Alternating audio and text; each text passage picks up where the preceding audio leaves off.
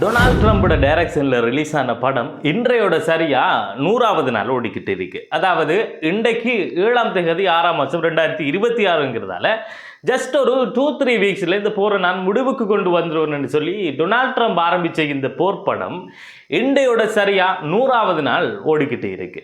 எந்த படமாவது ஒரு 100 நாள் தாண்டி ஓடினா அது பிளாக் பஸ்டர் ஹிட்டான படம் என்று தானே சொல்லுவோம். அதே மாதிரி இதுவும் 100 நாள் தாண்டினதால டொனால்ட் ட்ரம்போட படம் பிளாக் பஸ்டர் ஹிட் அடிச்சிட்டு. இது கில்லர் மூவி. இந்த மூவி ஃபுல்லாகவே அப்பாவி பொதுமக்களை ஏவுகணைகளுக்கு பலியாக்குறது தான் முக்கியமான கதைக்களம். இந்த 100 நாட்கள்லையும் ஆயிரக்கணக்கான பொதுமக்கள் உயிரிழந்திருக்காங்க, லட்சக்கணக்கான மக்கள் அவங்களோட வீடு வாசலை இழந்திருக்காங்க. உணவுப் பொருட்கள், எரிபொருட்கள் என்று எல்லாத்திட விலையும் உலக அளவில் அதிகரிச்சிருக்கு. இப்போ இது 100 நாளாக நடந்துக்கிட்டு இருக்கிற போருங்கிறதால இந்த 100 நாளுக்குள்ளேயும் என்ன நடந்திருக்குங்கிறத சுருக்கமாகவும் அதே நேரத்தில் சுவாரஸ்யமாகவும் இந்த வீடியோவில் நாம பார்க்க போறோம்ங்கிறதால தயவு செஞ்சு இந்த வீடியோவை எல்லாருக்கும் ஷேர் பண்ணுங்க. முதல்ல இந்த போரால எத்தனை அப்பாவி மக்கள் உயிரிழந்திருக்காங்கிறத இப்போ பார்ப்போம். இப்போதைக்கு வெளியாக இருக்கிற ரிப்போர்ட் படி லெபனான்ல 3600 பேரும், ஈரான்ல 3500 பேரும், மத்திய கிழக்கு நாடுகளில் 29 பேரும், இஸ்ரேலில் 26 பேருடையும், அமெரிக்க ராணுவங்கள் 13 பேரையும் சேர்த்து மொத்தமாக 7000க்கும் மேற்பட்டார்கள் இறந்து போயிருக்காங்க. ஒரு போர் தொடங்கினா நாம எல்லாருமே ஆயுதங்களையும் ஏவுகணைகளையும் பற்றி தான் பேசுவோம். ஆனா அந்த ஏவுகணைகளுக்கு அந்தந்த நாடுகள் செலுத்துற விலை என்னண்டா பொதுமக்கள்ல உயிர் தான். அது இந்த போர்லையும் விதிவிலக்கு இல்லை. முழுக்க முழுக்க இந்த போருக்கு இலக்கு ஈரான் என்று தான் தொடங்கினாங்க. ஆனா இப்ப இஸ்ரேல்ல முழுமையான இலக்கு லெபனானா மாறி இருக்கு. லெபனான்ல 10 லட்சத்துக்கு மேலதிகமான மக்கள் அவங்களோட வீடு வாசலை இழந்து அகதியா மாறி இருக்காங்க. நான் ஏற்கனவே சின்ன பாரு 3500 பேர்கள் இறந்ததோட முழு நகரமும் வெறிச்சோடி போய் ஏவுகணைகளுக்கு இலக்காகி உடைஞ்சி சுக்குநூறா போயிருக்கு. அதோட லெபனான்ல இருக்கிற மொத்த பகுதியில் 20% நிலப்பரப்பை இஸ்ரேல் இப்ப அவங்களோட கட்டுப்பாட்டுக்குள்ள வச்சிருக்காங்க. அடுத்ததா இந்த போர்ல மிக முக்கியமா இருக்கிற விஷயம் தான் ஹோர்முஸ் கடல் பாதை.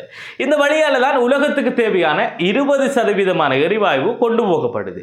இந்த போர் ஆரம்பிக்கிறதுக்கு முதல் நாள் 100க்கும் மேற்பட்ட கப்பல் அந்த வழியால போயிருக்கு. ஆனா இப்ப ஒரு நாளைக்கு 7 கப்பல் தான் ஈரான் அனுமதியோட அந்த பகுதியால போய்கிட்டு இருக்கு.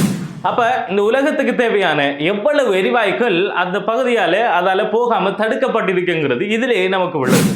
போர்ல வெண்டுகிட்டு இருக்கிறது நாங்க தான் என்று அமெரிக்கா சொன்னாலும் இந்த கடல் வழிப்பாதை மட்டும் ஈரான் கட்டுப்பாட்டில் தான் இருக்கு.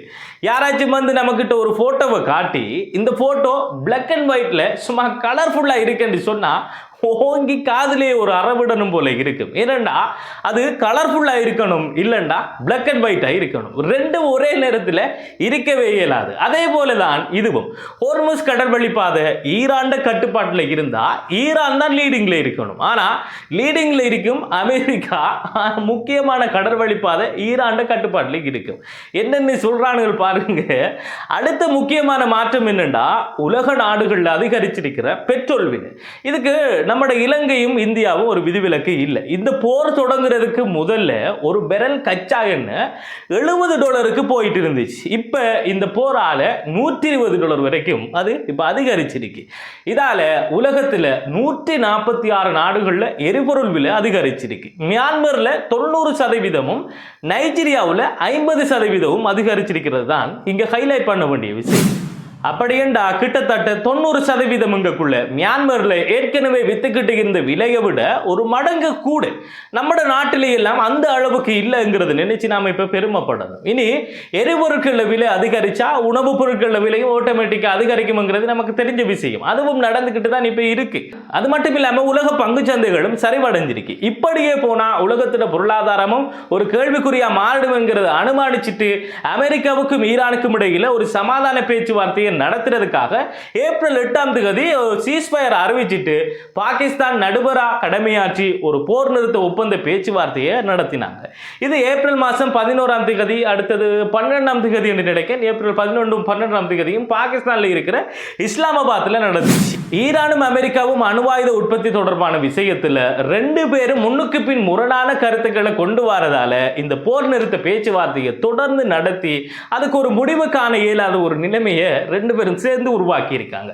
அதுக்கு பிறகு ஹோர்முஸ் கடல் வழிப்பாதையில் இருக்கிற கப்பல்களை வெளியால கொண்டு வரதுக்கு அமெரிக்கா முயற்சி எடுக்கிறது. வெளியால போக நினைச்சுக்கிட்டு இருக்கிற அந்த கப்பல்களை தடுக்கிற நடவடிக்கைகளை ஈரான் செய்யறதும், அதுக்கு ஈரானை பழிவாங்க ஈரானுக்கு இருக்கிற கம்யூனிகேஷன் டவர்ல அமெரிக்கா தாக்குதல் நடத்துறதும், அதுக்கு பதில் தாக்குதல் நடத்துறதுக்காக குவைத்துக்கும் பஹ்ரைனுக்கும் ஈரான் கொண்டு போட்டு வெளுக்கிறதும் இது எல்லாமே போர் நிறுத்த ஒப்பந்தம் நடந்துகிட்டு இருக்கக்குள்ளதான் நடந்துகிட்டு இருக்கு.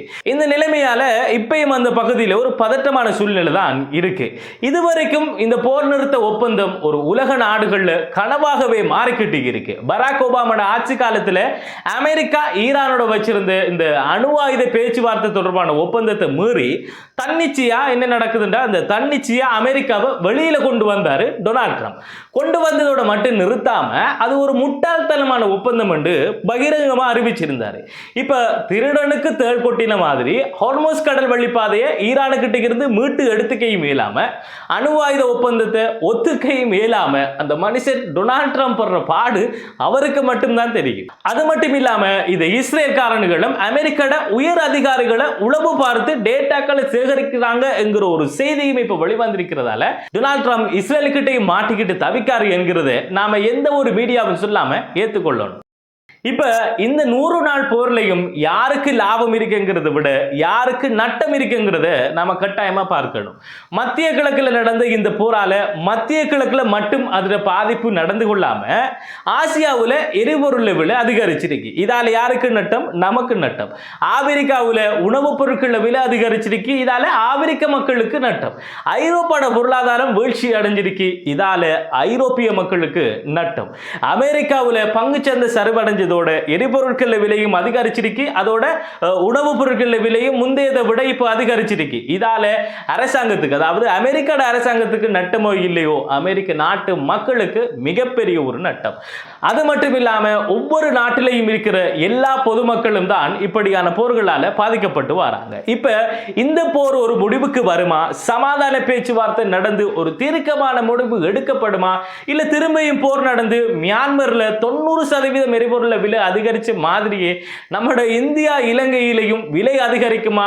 அது அதிகரிக்காம இவங்க நம்மளை விடமாட்டாங்களாங்கிறது தொடர்பான புதிய செய்திகள் வரக்குள்ள அடுத்தடுத்த வீடியோக்களை தொடர்ந்து அதில் அப்டேட் செய்திகளை தாரதுக்கு நான் தயாராக இருக்கிறதால என்னுடைய இந்த பேஜை கட்டாயமா ஃபாலோ பண்ணி வச்சுக்கோங்கிறது சொல்லிட்டு, மேலும் இது போன்ற அடுத்த சுவாரஸ்யமான காணொளிகளை உங்களை வந்து சந்திக்கும் வரை இந்த காணொளியில் இருந்து விடைபெறுவது அப்துல் லத்தீப் ஹசன் நிஸ்பி. அதுக்கு முதல்ல இந்த வீடியோ உங்களுக்கு பிடிச்சிருந்தா இதை லைக் பண்ணிட்டு ஏழைய ஆட்களும் பார்க்கறத மாதிரி இந்த வீடியோவை கட்டாயமா ஷேர் பண்ணிடுங்க.